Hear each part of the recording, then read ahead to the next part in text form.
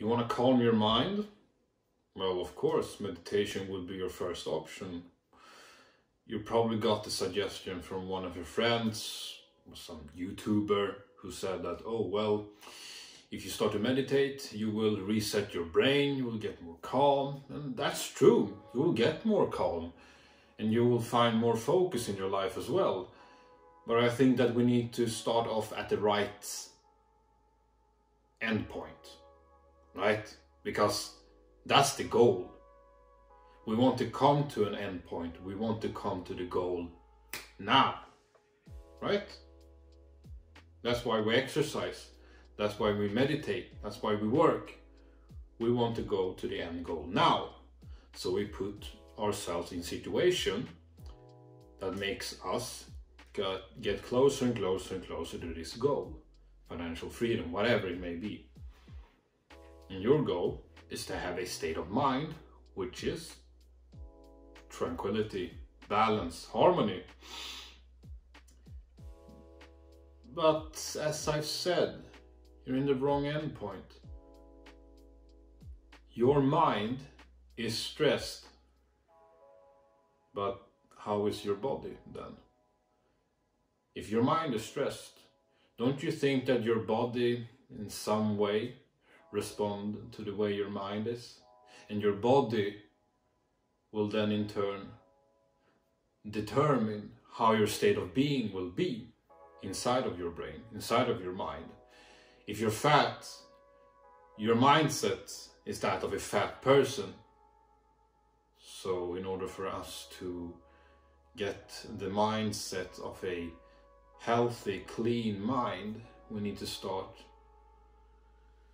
eating healthy, staying healthy. Meditation will not contribute to that in the beginning, because if you're severely obese and stressed out, you meditating for, say, I don't know, 50 minutes per day, it will not help you. You know why it helps me? Because my identity in some way, I'm not gonna go too deep into that, because I'm trying to not get too personal on this channel. I'm trying to give you some value. But at the same time, I have to explain what works for me. But why meditation works for me is because a part of my identity, part of my religion is, well, meditation. I incorporate that to my religious practice. Of course I need to meditate. So for me, meditation is a religious practice for me. That's why it works for me. The same, you know, if an atheistic person would go to church, they would probably get stressed the fuck out, you know? If I would go to church, I would, you know, feel the vibe, but, you know, not, you know, Christianity is not part of my religion, of course. I'm not gonna go into deep what my religion is about, but anyways, I will feel the vibe, you know, but you know, this feeling that you know, I can feel the good energy here, but yeah, not my cup of tea. But a Christian person, they will exhilarate, they will fume with happiness. So that's because their identity is that of a Christian. That's why them going to church is the best reset for them. So we need to form a new form of identity. Because meditation is a long-term game. I'm going to tell you right off the bat, it's a long-term game. If you want to see the benefits of meditation, to be honest, of course, you will get calm the moment you meditate, that's true. But sitting down and closing your eyes, that's a long-term game. And it will, if you haven't incorporated other healthier habits, meditation will just be, you know, that little habit that doesn't really do much. You gotta stick it for the long game, you know.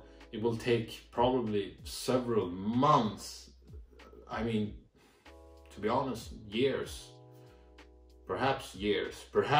But if you're in the spot that you're extremely anxious, extremely stressed out, you've been like that for the most of your life, For you, right now, meditation, it will take years before you will get the benefits of it, unless you incorporate some type of meditation routine, almost religiously, but through extreme discipline, 2 hours per day. But probably you're not gonna meditate for 2 hours per day. You gotta be realistic with yourself. So what can we do then? I don't know. Go do some aerobic exercises for 15 minutes. Okay, that's a good start. We tend to think that these huge goals, they start off with us taking a huge fucking step. But no, as Buddha would say, and Will Smith, you empty the ocean with a spoon. Good God, that sounds so discouraging. I want a fucking tugboat or whatever they call it. I want a huge boat. I don't want a spoon. I want a 1,000-liter bucket. But that's the reality. We are spoons. Humans are like spoons, and we need to recognize that. So we're not gods, and gods can take huge steps, but humans cannot. Humans can only take the small incremental steps. But the fantastic thing about that is, when we have taken enough steps, we will almost be viewed as gods. Look at David Goggins, for instance. He's in some ways regarded as a superhuman being.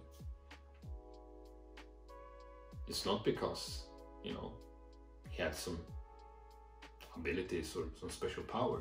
If you really listen to his story, you can relate to him. He had a bad childhood. He was fat, overweight, bullied, total loser, you know. And that's where we need to start off, you know. He started off not in the, you know, he took this huge step. No. He simply said to himself, I need to start this journey, but I need to start it on the right way. And that's the same with us. We need to start our journey in the right way. So how can we do that? Well, first of all, you want to clean your mind, right? That's why you clicked on this video. You realize that, okay, if I'm not going to do meditation, what else can I do? We know from a fact that exercise can promote the growth of neurogenesis, new brain cells, new nerve endings, which actually clean your mind. It will act as a fertilizer for your mind. So with that in mind, okay, that's some great news, because you don't need much exercise, about 13 minutes, but to be realistic here, you start off with 5 minutes, because if you're gonna start with 30 minutes, you're gonna give up in the first week. You're gonna listen to this video, perhaps you will get some inspiration, and you will do 30 minutes of exercise, but you will give up in the first week. That's a problem with a lot of motivational speakers, YouTubers, whatever. They will give the tools, and the viewer and the listener will implement this tool for about a week or so, and then they will go on living their life as normal again.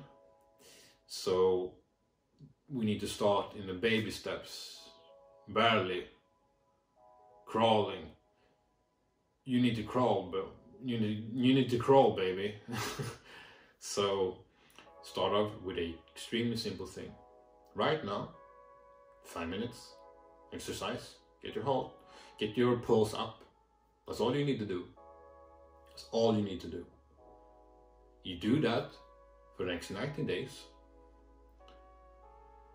And after a while, this sense of I need to work out more, it will come about naturally.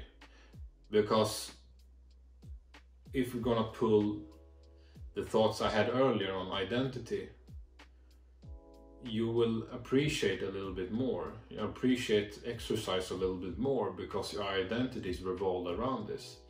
Then, after I got, I've lost some weight, I'm eating more healthier, I'm starting to work out more, and then we can start implementing meditation into our routines. One thing that Buddhist monks actually preach is not only meditation, but labor. I speak from experience. I worked as a construction worker, I have worked as an electrician, I worked as a, what do you call it in English, someone who demolisher, a lot of hard labor. You can also probably see that from my body type. I'm a very, I work out a lot and I like hard labor. I do. It's good for the mind and the body, good for the body and as well for the mind. So I preach hard labor, doing work that puts physical stress on your body, positive physical stress.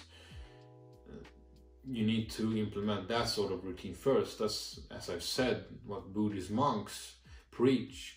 And they implement, they clean a lot, do some gardening, whatever needs to be done around the temple, and then they meditate, because when they do that, their meditation becomes deeper. That's why before I meditate, I have made sure I have worked out.